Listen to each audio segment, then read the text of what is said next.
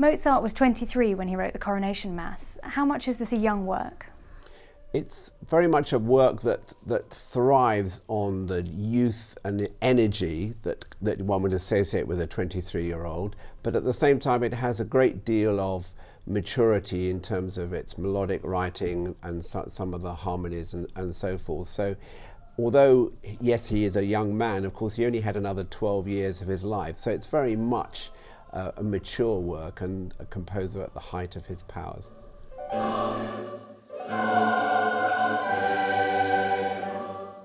What should people expect if the only one of Mozart's works they know is the Requiem?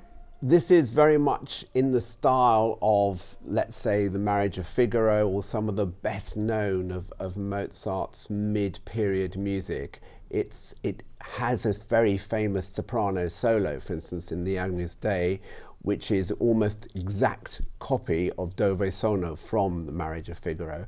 So although it has all the essential things that one would associate with Mozart, many of which are also in the Requiem, the whole atmosphere is much more joyous, much more celebratory, and generally much happier music. Can we do it one more time? Without the copy? You don't need the copy, don't you? If you've forgotten it, don't worry.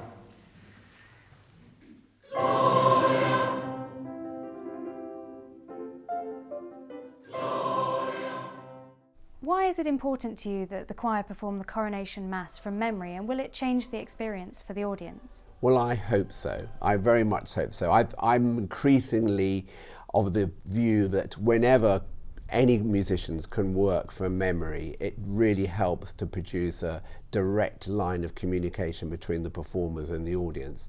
And certainly from past experience, we've always found that the audience love to have the effect of seeing every single face watching out directly into the audience rather than busily studying their scores.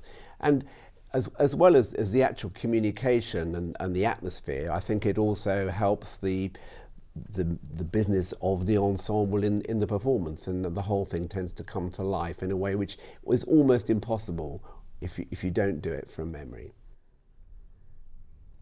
Mozart's Clarinet Concerto is a great concert favourite. How does it relate to the Coronation Mass? Well, I would see the Clarinet Concerto as being very much the summit of Mozart's output. Even for a young man, he developed hugely between the age of 23 and the end of his life when the Clarinet Concerto was written.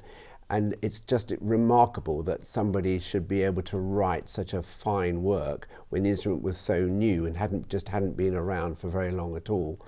And one of the things that makes the Clarinet Concerto particularly special is the fact that it has become probably the most important concerto right up to this day for that instrument, which one wouldn't normally expect. You'd have expected other composers to come along afterwards and trumpet, but it never really has been. So it's remained the kind of number one piece for the instrument, and of course is indeed one of the most popular concertos in the entire repertoire. So if I break into your bedroom tonight,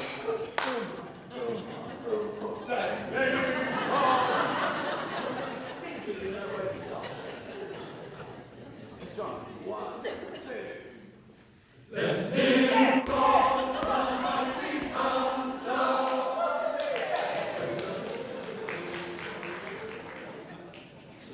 Can we all do it?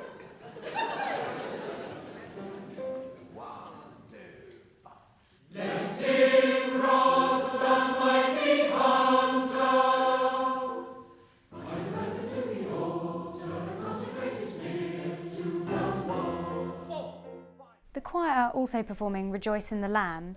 Some people will be excited to see Britten's name on the poster, and others may be slightly scared, thinking this might be a hard work. How would you respond to that? I see Britten as being a very varied composer, and especially towards the end of his life, some of his music is a little bit tricky to get to know on a first acquaintance. But this piece certainly doesn't come into that category. This is very much a young person's piece. It was written when he was quite young, and I would describe it as quirky and fascinating, but never difficult or hard to fathom. And the fact that this piece, although it is in some ways of small scale, I think will suit the choir very well, especially as we're doing it not with the original organ accompaniment, but with Imogen Holst's orchestration. And I think that'll make it a fascinating thing for people who perhaps know the piece well to come and hear, because it will be a completely new version, a slightly larger scale than people are used to hearing.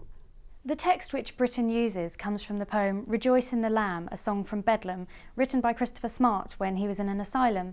What does Britten achieve with this bewildering text? Well, he's been very clever with it because he's taken snippets of the original poem, and he hasn't taken it all, but he's taken the bits that he found most fascinating and most suitable for being set to music. So the 10 different sections, I think, are all very varied, quite witty in places, but also quite moving. And I think he's done a wonderful job with what could have been a very difficult poem to set to music.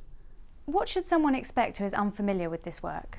I think to come with an open mind and to be able to respond directly to what you hear. The text is very clear, even though it's a bit unusual. What both Christopher Smart and the composer Britten are getting at is always fundamentally clear, but it's full of quirkiness, unusual textures, lots of very impressive rhythmic writing, and above all, relationship between words and music, which is very much Britten's forte.